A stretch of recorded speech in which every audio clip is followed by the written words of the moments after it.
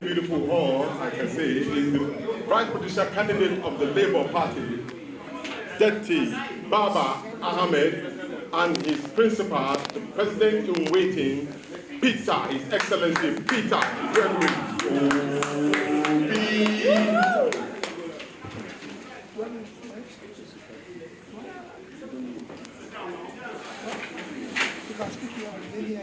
Men of the media, welcome to this press conference.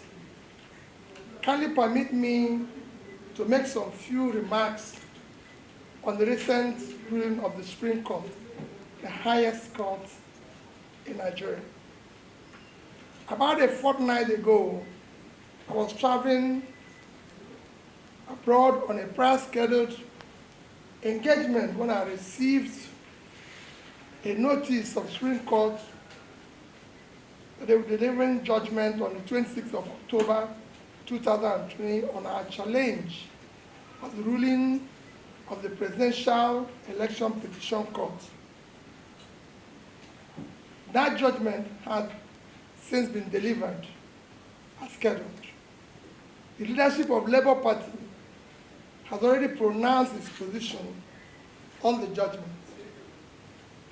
As someone who has previously benefited from the rulings of the Supreme Court on electoral matters, I have, after a period of deep and sober reflection, decided to personally and formally react to the recent judgments as most Nigerians have. Because we are confronted with very weighty issues of national interest, I will speak forthrightly. As a young student lad at CKC Onitsha, we were taught values and admonished to always choose harder right instead of easier wrong. Certain legal issues aside, the Supreme Court exhibited a disturbing aversion to public opinion, just as they abandoned its responsibility as court of law and policy. It is therefore with great dismay that I observe that the court's decision contradicts the overwhelming evidence of election rigging, false claim of technical glitch, substantial non-compliance to the rules set by INEC itself, as well as matters of perjury, identity theft, and forgery that has been brought to light in course of this election matter. These are hefty allegations that should not have been treated with levity.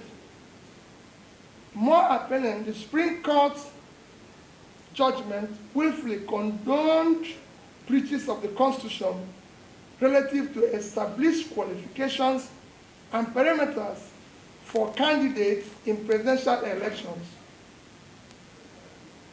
With this counter-if judgment, the Supreme Court has transferred a heavy moral burden from the courtroom to our national conscience. Our young democracy is ultimately the main victim and casualty of the courtroom drama. Without equivocation, this judgment amounts to a breach of confidence of Nigerians have in our judiciary. To that extent, it is a show of unreasonable force against the very Nigerian people from whom the power of the Constitution drives. The Supreme Court's ruling may represent the state of the law in 2023, but not present demand for substantive justice. The judgment missed principles and precedents. Indeed, the rationale and premise of the Supreme Court judgment have been clearly brought to light by deep, revealing, and troubling valedictory remarks of Honorable Justice Musa Datijo Mohammed, JSC, on Friday, 27th, 2023. In disagreeing very strongly with the ruling of both the Presidential Petition Court and the Supreme Court on the outcome of the 25th February presidential election, as declared by the Independent Electoral Commission, as Democrats who believe in the rule of law, we recognize that the Supreme Court is the end stage of our quest for legal closure on this matter. As a party and candidate, Daddy and I have now exhausted all legal and constitutional remedies available to us. However, this end is only another beginning of our quest for vindication of hope of the common man for a better Nigeria. After all, sovereignty belongs to the people, if only for historical purposes. It behoves us to place our disagreement with and deep reservation about this judgment on public record. We have long been aware of how weak the national institutions have negatively affected our democracy. This year, 2023, has been quite remarkable and revealing. INEC displayed incompetence in the conduct of its statutory duties. The judiciary has largely acted in defiance of the constitutional tenets, precedents, and established ground rules. Political expediency has preceded judicial responsibility. A mechanical application of technicalities has preceded pursuit of justice and fairness. Both INEC and Supreme Court, as referees, respectively, shifted the goalposts in the middle of the game. Where the value and import of INEC and recent Supreme Court ruling ends is where our commitment to a new Nigeria begins.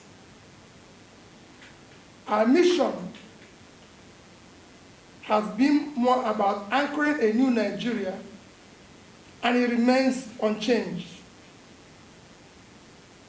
It is a nation where things will work, where the country will be led from its present waste and consumption orientation to a production-driven economy. Our commitment is to a nation anchored on principles of prudent management of resources, to quickly pull millions out of multidimensional poverty, ensuring transparency and accountability in equitable distribution of opportunities, resources, privileges. In the new Nigeria, we aim to address all unmet needs by showing compassion for all those left behind by the present system. Going forward, we in Labour Party and the Obedient Movement are now effectively in opposition. We are glad that the nation has heard us loud and clear. We shall now expand the confines of our message of hope to the rest of the country. We will meet the people in their places where they feel pain and answer the needs for hope. At marketplaces, motor parks, town halls, boardrooms, university and college campuses, we will carry and deliver the message of a new Nigeria. As stakeholders and elected Labour Party officials, we will remain loyal to our manifesto. We will continue to canvass good governance and focus on issues that promote national interest and unity and cohesion. We will continue to give primacy to our Constitution, rule of law, and the protection of other liberties. We will offer checks and balances and will vie robustly in forthcoming elections to elect those who share our vision of a new Nigeria. Given the present national circumstances, there is compelling need for a strong political opposition. We shall therefore remain in opposition, especially because of the policies and governance modalities that we in Labour Party campaigned for,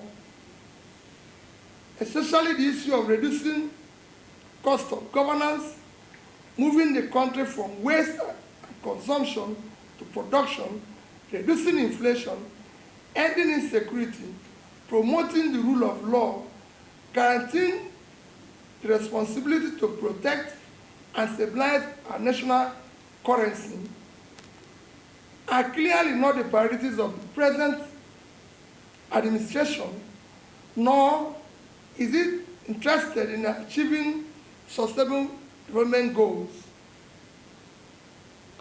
It has one thing that has gladdened my heart in course of the struggle in the past 18 months. It is the passionate desire of our people, especially young Nigerians from across ethnic and religious divides, to construct a new and restructured Nigeria that will work for all Nigerians. The goal remains the guiding light and abiding inspiration. Finally, I thank all Nigerians who believe in what is now only a revolution postponed. We deeply appreciate the unalloyed, non-partisan moral support millions of youths and ordinary Nigerians across ethnic, religious, geopolitical divides have continued to give Dati and I. We extend our heartfelt gratitude to Nigerians who have supported this mission from the onset. We salute the leadership and members of Labour Party, the Obedient Movement, the Obedient Presidential Campaign, Nigerians in diaspora, support groups, and all people of goodwill who work diligently and hoped for realization of the beginning of new Nigeria in this election cycle. Nigerians who supported our cause have done so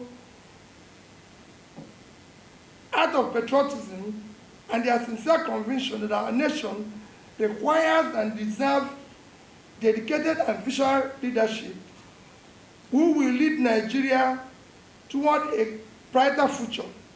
The energy and dedication of Nigerian youth and obedient movement have been simply amazing. I appreciate and salute them. I want to assure them that this is not the end of our journey, but in fact, the beginning. Nigerians heard you, the world have taken note, and will not forget easily. We shall endure, persist, until we reach our destination, because the new Nigeria is our destination. A destination is not an event. We thank in a special way our legal team. We also thank elder statesmen whose wise counsel were immeasurable. To them, we wish to state unequivocally that this judicial outcome, an obvious misinterpretation of substantial justice, has by no means foreclosed realization of a new Nigeria that is possible. On a personal note, I take pride and express gratitude to those who share our vision, who have exhibited rare courage to challenge the nefarious system, the genuineness of individuals, identities, and their defining and qualifying particulars up to the highest extent allowed by law. Nigeria holds out hope of infinite possibilities leading to a desirable greatness. I remain consistent in my belief of a possibility of a new Nigeria built on character, competence, capacity, compassion, integrity, respect for the rule of law based on justice and fairness. God bless you all. God bless the Federal Republic of Nigeria. Thank you. Thank you, Excellency. Thank you very much. Let me first elucidate a bit. Supplementary budget is a budget that is meant for very important national welfare need of the people that is not captured originally in budget or does not have adequate funding. I'll give you an example. Nigeria today, we've read it in the past 1 week for United Nations World Food Organization that 26.5 million Nigerians will go hungry next year. This is an issue of national importance that we can go for supplementary budget. But we have a supplementary budget where we are mentioning issues of yachts, SUVs for First Lady's office, shows to the extent that its government is totally uncaring and we're in deep problem. It shouldn't be part of that. In fact, bringing in First Lady's office, which is not in our constitution, is even more troubling. All funds meant for First Lady's office should be allocated and addressed to dealing with the girl-child issue of education, to deal with the issue of education of the girl child in Nigeria. The First Lady is there to look after the husband and work with him and everything to ensure that everything works well. So for me, the other one you ask is the issue of SUV for National Assembly. Again, I can put it in the same basket that I put the earlier one. It's very troubling. The SUVs for both houses will cost in region of, I think it's in the region of about 60 billion, if I'm right. Nigeria today, our primary health care today is collapsed. Which consequently, Nigeria now have higher infant mortality than India, a country that is 7 times our population. For you now to use funds that is higher than the fund allocated to primary health care to buy a car for 400 people, it shows height of insensitivity. And we have a way we can buy a more competitive vehicle and everything for them, even from locally made, and most of them, sorry, even in the Senate, are people who already have cars. We don't really need to buy vehicles to them because some of them are my colleagues, ex-governors and everything. Do they need new cars again? It is time we must shake and show responsibility to what is happening. People, Nigerians are already scamping for food from West Bean, and we're doing this. It shouldn't be. And I can go further to give you an example of how I handled it even when I was governor. So it's not the first time. When I became governor, I found out that the justices of High Court don't have cars in Anambra State. The permanent secretaries don't have cars. And when I became governor, they ordered for me 2 bulletproof vehicles. And I said no. collect the money back, paid it to PAN, and said, supply us 60 406 cards, 18 to the justices, 18 to PANSEC, few to the commissioners that are appointed. The rest became my deputy governor and myself. Throughout my first term, everybody in Anambra said that I used 406. Nobody, but it was meant for 2 bulletproof cars, the money we used to buy these cars, and nobody killed us in that 4 years.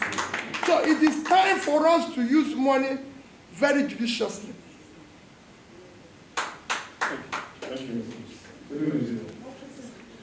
Well, as you can see, everybody has done now that all institutions are broken down.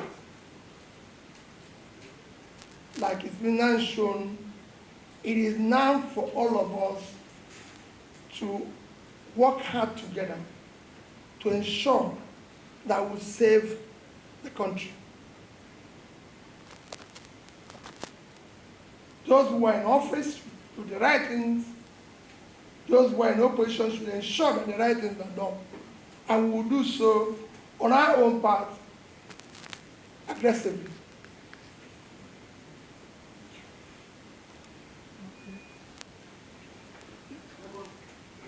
Yes. Let me start with the issue of Labour Party members in the House. I've actually discussed this issue with them. Surprisingly, I can tell you, I heard that these vehicles are official cars. And I don't know, they have to use it. It's meant for official vehicle. So it's not as if it's their vehicle that is meant for official cars and everything. Because we can pay for it and say, listen, if it's your car, you return it or do something. But they said it's official cars. And that everybody is meant to do it. You're meant to use it while you're in the Senate. But you know how things work here. It's not going to be like that. But, so, what I tell people is that it won't be if Labour, if we were in office, nobody would have contemplated such. And that's what we want to go from. Because it is not enough to do the wrong thing and then start correcting it, but it shouldn't even be. Just like people are saying, oh, maybe the issue of young have withdrawn, or this one, it shouldn't even be mentioned in the first place, because it touches the sensibilities of people to do that. On issue of the single tenor, we campaigned vigorously on issue of restructure and reform. So that is clear. And that would have included so many amendments to make this constitution be a workable and functional constitution that will be productive for Nigeria. Including in that would have been issue of single tenor. I thank Vice President Atiku Abubakar for his position and his commitment to ensure that things work better going forward in Nigeria. But I disagree slightly. I will go for 5-year tenure, which will go for 30 years, rotational, or 5-year tenure. And I'll still campaign for one thing. If we cannot go back to issue of parliamentary democracy, we must have a quasi system that will allow our leaders, elected, whether prime minister or president, to be able to be part of the legislation, especially to answer questions, maybe presidential question time or prime minister question time, instead of hiring surrogates and people who are not elected, who have nothing to be canvassing and telling us stories. We want to hear it from the people we elected now. And that is critical. It's very important. We cannot continue with this way where we are now, where people have outsourced leadership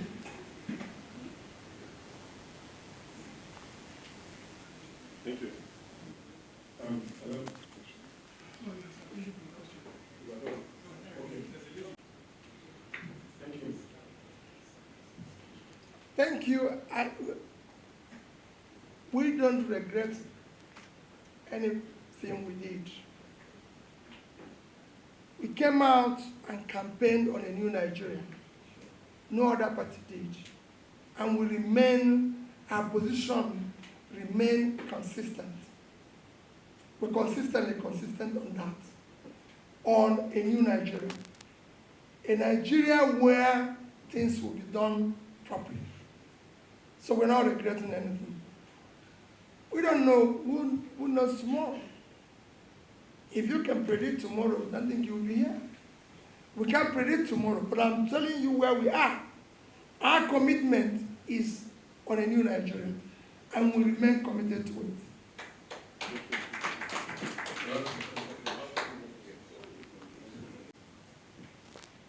Well, thank you very much.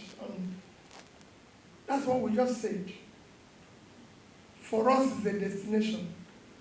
We're committed to where we're going, and nothing will stop that. That is our commitment. And the question before that, where is the man who asked the question before that? On issue of our party. The leadership of our party is not in question. Like it is in every system, especially these are the troubling things that is happening in Nigeria, where people are trying to bring in divisions in other people's houses. The Supreme Court has said those who are leadership of our party, and it's not based on judgment that is purchased or manipulated. It is based on the rule of law. That is this. This is what it is. And that will follow, and that will respect. And I assure you that in coming months, we will make the party stronger. We will build it. Those young people he's mentioned that are virtually tired and we'll re-energize them. We'll make sure that they walk down the road.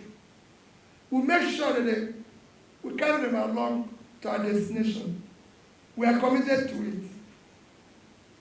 Labour Party, the obedient movement, everybody will come out of this stronger, better, more committed to a new Nigeria.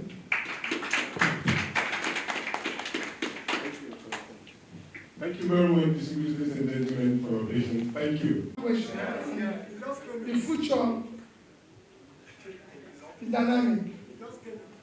Our question now is to ensure that we do the right things, that we ensure that Nigerians know our commitment, especially making sure that our resources are efficiently managed for the benefit of Nigerians. Things are getting worse here. People are suffering. Look at the level of people they said now are going into temporary depression and everything. That's our commitment for now. We want to start talking about the issues that put people into poverty. We want to deal with the issue of hunger, issue of productivity and everything. As we go along, we'll know. Let me, again, as we end, most sincerely thank all of you who are here. I saw a lot of our wonderful and patriotic senators who are here all over the place. Labour senators, House President members, everything, members of our family, especially the journalists that are here. Thank you. You are all part of this new movement to build a new Nigeria. Because about your children, about society your children will live in, we must build it. Thank you and God bless you. Thank you, Excellency. Thank you very much.